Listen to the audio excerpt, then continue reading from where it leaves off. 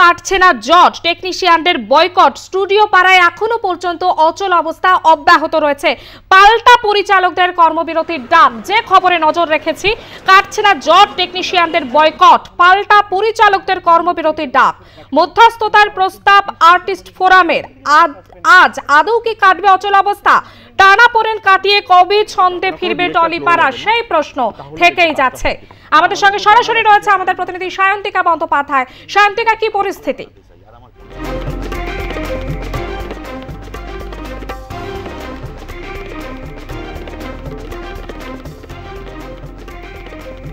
যোগাযোগ বিচ্ছিন্ন, আমরা আবারও যোগাযোগ করার চেষ্টা করব আমাদের প্রতিনিধির সঙ্গে। যে খবরে আমরা নজর রেখেছি, স্টুডিও পাড়ায় এখনো পর্যন্ত অচল অবস্থা অব্যাহত রয়েছে। কাটছে না জট, টেকনিশিয়ানদের বয়কট, পাল্টা পরিচালকদের কর্মবিরতির ডাক, মধ্যস্থতার প্রস্তাব আর্টিস্ট ফোরামের।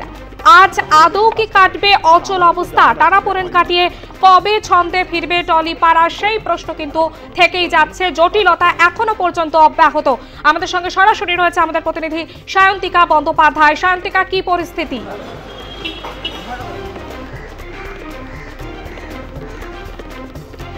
একেবারে পারমিতা, অন্যান্য দিন এই বিভিন্ন স্টুডিওতে যে ছবিটা ধরা পড়ে, অর্থাৎ যে কর্মব্যস্ততার ছবিটা ধরা পড়ে, আজকে কিন্তু একেবারেই একটা ফাঁকা ছবি, একেবারেই মনে হচ্ছে একটা ছুটির দিন, কিন্তু সেটা তো একেবারেই নয়। এবং এরকমভাবে ছুটি কাটাতে পরিচালক বা টেকনিশিয়ান বা কলাকুশলীরা কেউই কিন্তু চান না।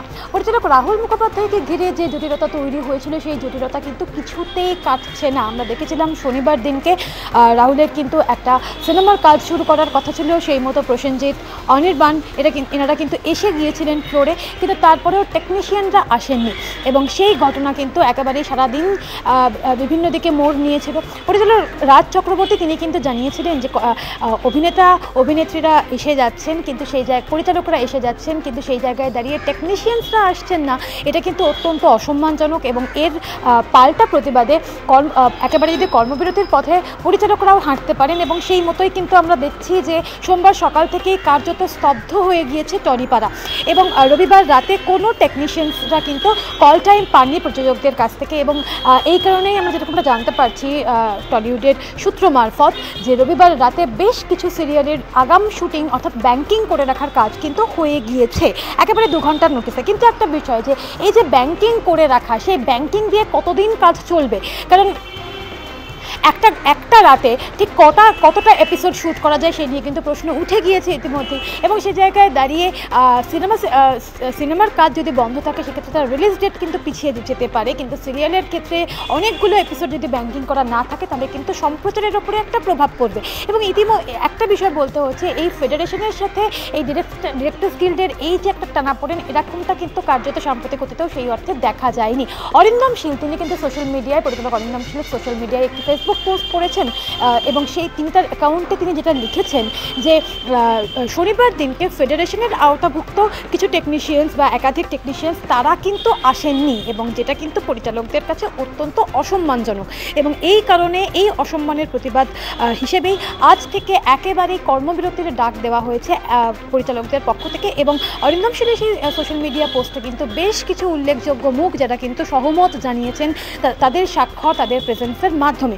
এবার এই জায়গায় দাঁড়িয়ে একটা কথা বলার, যে পরিচালকরাও কিন্তু এই কথা বলছেন যে কর্মবিরতির পথে তারা হাঁটতে চান না, কিন্তু ফেডারেশনের এই যে গোটা বিষয়টা তারাও সেটাতেও কিন্তু তারা মানতে পারছেন না। তারা পরিচালকদের যেটা বক্তব্য, যে ফেডারেশন তো গোটা টলিউডের নিয়ামক হয়ে উঠতে পারে না, ফেডারেশন তো কার্যত একচ্ছত্র আধিপত্য চালাতে পারে না। সেই জায়গায় দাঁড়িয়ে ফেডারেশনের যারা টেকনিশিয়ানস রয়েছে তারা কী করে একেবারেই তারা কর্মবিরতির পথে তারা যেতে পারে? তাহলে সেটা তো পরিচালকদের কাছে অত্যন্ত অসম্মানজনক। এবং এই অসম্মানেরই কার্যত একটা প্রতিবাদ স্বরূপ আজ সকাল থেকেই কিন্তু কোনো স্টুডিওতেই সিনেমা হোক, সিরিয়াল হোক বা একেবারে ওয়েব সিরিজ হোক, কাজ হচ্ছে না। এনটিএম স্টুডিওতে এসে কিন্তু আমরা জানতে পেরেছি যে এখানে কিন্তু বেশ কিছু ওয়েব সিরিজ শ্যুট হওয়ার আজ থেকে কথা ছিল, কিন্তু সেই শুটিং একেবারেই হচ্ছে না। কিছুক্ষণ আগেও আমরা এখানে যারা উপস্থিত রয়েছেন তাদের সঙ্গে আমরা কথা বলে একটুখানি বোঝার চেষ্টা করছিলাম যে অন্যান্য দিনের তুলনায় আজকে পরিস্থিতিটা ঠিক কতটা আলাদা। তারাও কিন্তু জানাচ্ছেন যে একেবারেই এই টলিপাড়াকে তারা চেনেন না। আমরা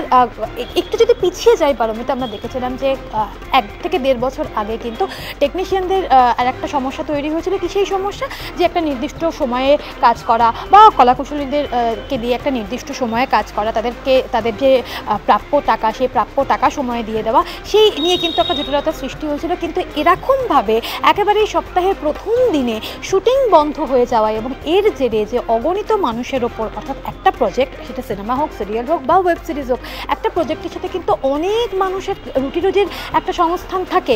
সেই জায়গায় দাঁড়িয়ে একটা দিনও যদি কাজ বন্ধ থাকে তাহলে সেই সমস্ত মানুষ, অর্থাৎ যদি একটু স্পেসিফিকভাবে বলি, ধরো যারা একেবারেই যারা ট্রলি বয় যাদেরকে বলা হয় তারা যেমন রয়েছে, বা একেবারেই যে সমস্ত মেকআপ আর্টিস্ট বা অন্যান্য যারা রয়েছেন তাদের কিন্তু অনেকটা অসুবিধা তারা সম্মুখীন হবেন, এমনটা কিন্তু একটা আশঙ্কা করা যাচ্ছে। এবং আরও একটা গোটা বিষয় যে একটা গোটা ইন্ডাস্ট্রি, সেইটার উপরেও কিন্তু একদিন যদি শুটিং বন্ধ থাকে তার উপরেও কিন্তু যথেষ্ট প্রভাব পড়বে। আমরা কিন্তু জানি যে এই মুহূর্তে যদি সিনেমার কথা বলা হয় পারমিতা, বাংলা সিনেমা আগে যতটা মানুষকে আকর্ষণ করতে পারতো, সেই জায়গায় দাঁড়িয়ে বাংলা সিনেমার প্রতি এই মুহূর্তে মানুষ কিন্তু কিছুটা হলেও বিমুখ হয়েছেন।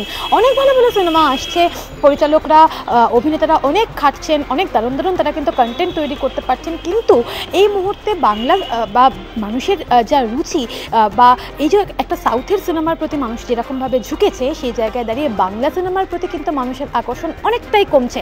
অনেক ভালো ভালো সিনেমা, অনেক খরচ করে তৈরি করা সিনেমা কিন্তু সেই অর্থে হল ভরাতে পারছে না, মানুষ কিন্তু হল থেকে বিমুখ হচ্ছেন। এবং এই মুহূর্তে ওটিটি আসার ফলে কিন্তু আমরা যে কোনো মুহূর্তে যেখানে সেখানে বসেই কিন্তু আমরা ওয়েব সিরিজ দেখতে পারি, আমরা সমস্ত সিনেমা দেখে নিতে পারি। কিন্তু সেই সমস্ত সিনেমা বা সেই সমস্ত ওয়েব সিরিজের যদি শুটিং না হয় তাহলে কিন্তু সেই গোটা বিষয়টার উপরে একটা প্রভাব পড়বে।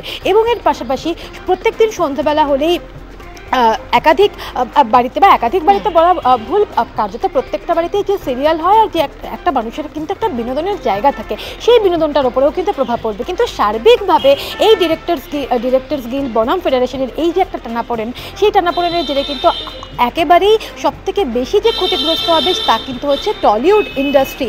আমাদের টলিউডের এই মুহূর্তের যে অবস্থা, সেই জায়গায় দাঁড়িয়ে এই সমস্যার যদি সমাধান, একেবারে আশু সমাধান যদি না হয়, তাহলে আগামী দিন কিন্তু আরও একটা বড় বিপদ অপেক্ষা করছে। সে কথা কিন্তু পরিচালকরা এবং টলিপাড়ার কলাকুশলীরা তারাও কিন্তু জানাচ্ছেন।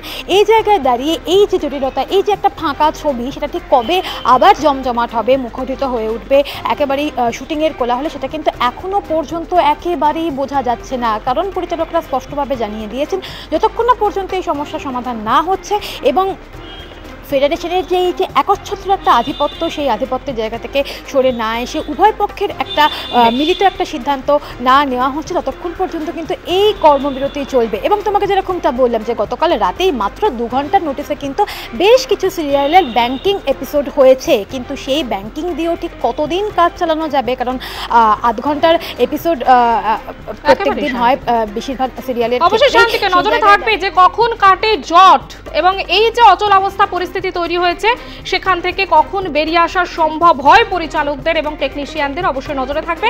আপাতত ধন্যবাদ তোমাকে।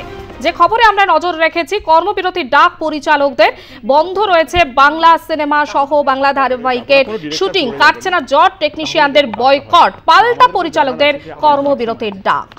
আমি সেই সিনেমাটা শান্তি করে বানাতে চাই, আর আমার কোনো কিছু বলার নেই, বাদ বাকি আমার সিনিয়রের